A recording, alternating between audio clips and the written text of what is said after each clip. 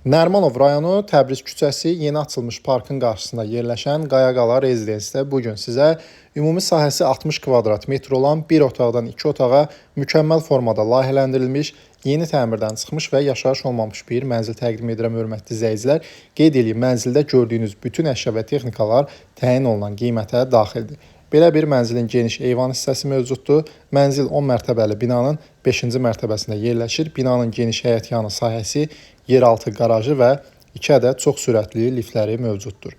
Bura mənzilin keçid edirik yenidən qonaq otağı hissəsidir və hol hissəsini görürsünüz. Yer kermoqranit isti döşəmədir. Boyaboy yığılmış şkaf və qarşıda böyük yataq otağı, eyvana çıxışı da mövcuddur.